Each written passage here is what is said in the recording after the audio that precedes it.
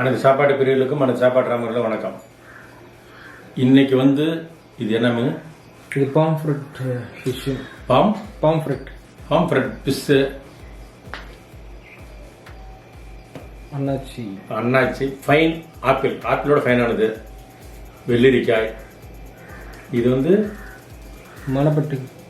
Manapattu chicken சுக்கா. Mutton biryani. முட்டை mutton biryani. பாசுமதியில் வந்தது புழு மாதிரி இருக்குது நீளமா. கறி நிறைய இருக்குது. Pieces over piece. எங்கள் வீட்டில் என்றைக்குமே பிரியாணினா பீஸ் நிறைய இருக்கும். 1 கிலோ அரிசிக்கு 1 கிலோ இது கறி போட்டு. அதனால் அதான் ருசியும் நல்லாயிருக்கும். இப்போ நீங்களும் என்ன பண்ணுறீங்க, 1 கிலோ போட்டிங்கன்னா சூப்பராக இருக்கும், ருசியாக இருக்கும். ஸ்டார்ட் பண்ணலாமா? இன்னைக்கு எனக்கு நானே போட்டி. ஸ்டார்ட் பண்ணலாம். இதெல்லாம் சாப்பிட்றதுக்கு எவ்வளோ நேரம் ஆகுதுன்னு பார்க்கலாம். தயிர் வைக்கல. ஏன் தயிர் வைக்கல? இப்போ தயிர்னு சொன்னதுனால தயிர் இன்னைக்கு வைக்கல. தயிர் நீங்கள்லாம் சொல்கிறதுனால தயிர் வைக்காம விட்டாங்க. எனக்கு நல்லா இருக்குல்ல. இனிமேல் தயிர் வெயின்னு சொல்லுங்க எல்லாரும்.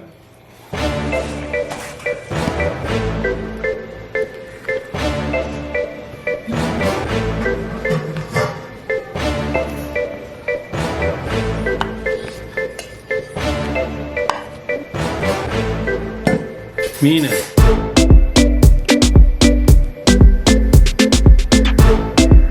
5 4 3 2 1 ஸ்டார்ட்.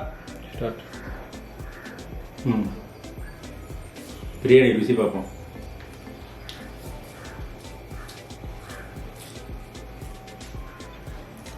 பிரியாணி நல்லா இருக்குது.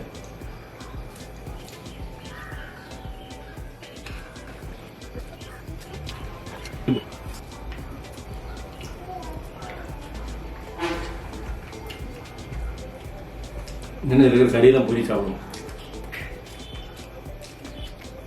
கறி சூப்பராக இருக்குது.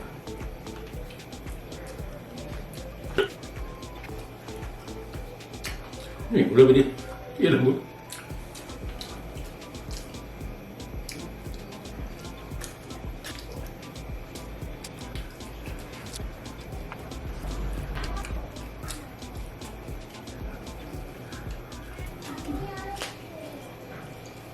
அப்படியே கழுந்து விடுவது கறி.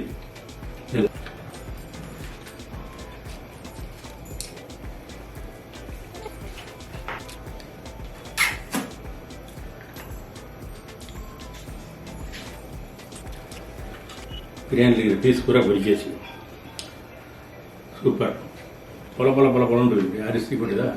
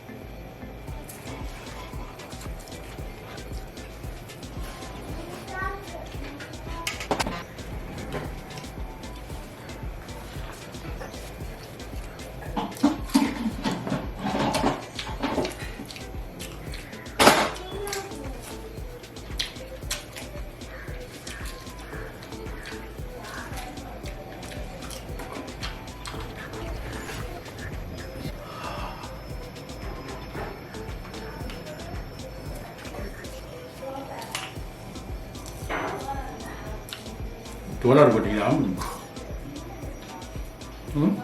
இது தோலோட தான் போட்டுருக்கோம். நாட்டுக்கோழி அப்படியே போட்டாச்சு.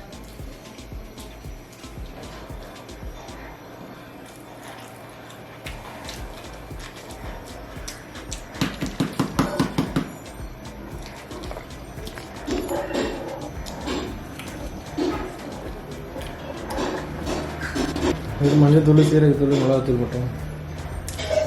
ஒன்றுமே இல்லை, காரம் மட்டும் இருக்கு.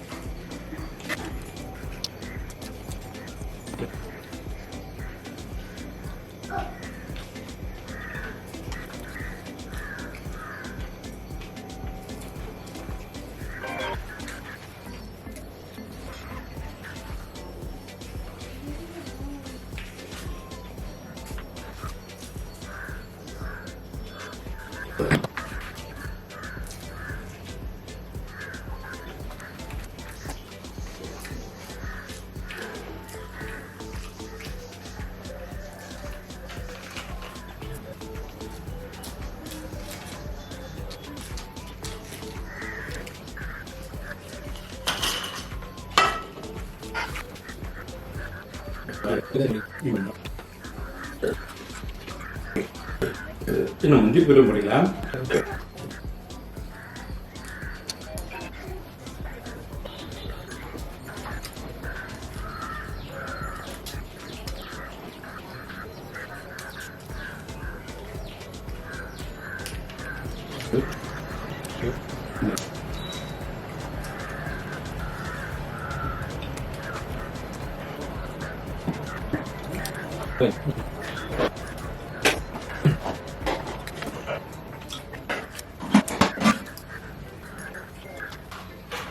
Betul.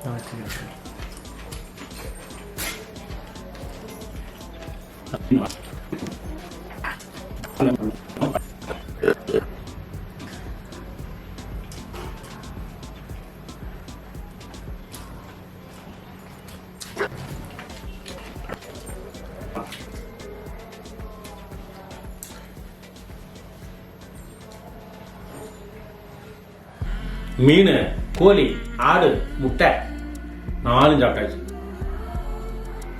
பெரும்பாலும் அரிசி சோறும் கறியும் கலந்து பிரியாணி செஞ்சு சாப்பிட்டாவே கொலஸ்ட்ரால் ஏறும் எல்லாருக்குமே. இப்போ நிறைய மக்களுக்கு வந்து பிரியாணி தான் அருமையான உணவு தான். உலகத்தில் இருக்கிற ருசியான உணவு மட்டன் பிரியாணி. அதை விட இன்னும் ருசியானது வந்து வான்கோழி பிரியாணி.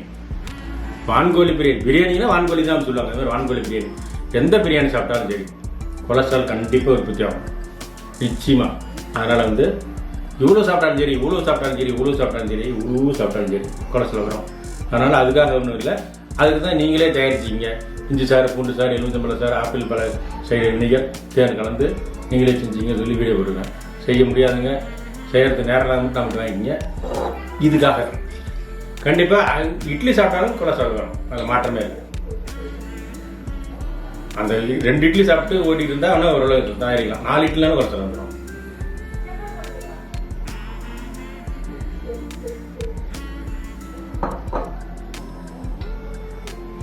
அவ்வளோதான். கொஞ்சமாக சுடு தண்ணி இல்லைனாலும் ஏதோ தண்ணி.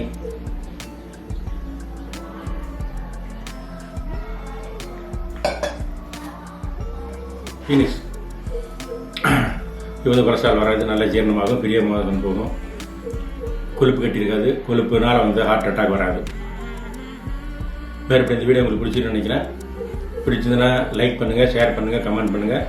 மறக்காமல் சாப்பாடு நம்ம சேனலை சப்ஸ்கிரைப் பண்ணுங்கள். பக்கத்தில் பெல் பட்டனை ப்ரெஸ் பண்ணுங்கள். அதுவரை உங்களிடம் விடைபெறுவது உங்கள் சாப்பாட்டு ரமன். மீண்டும் அடுத்த வீடியோ சந்திப்போம். பை.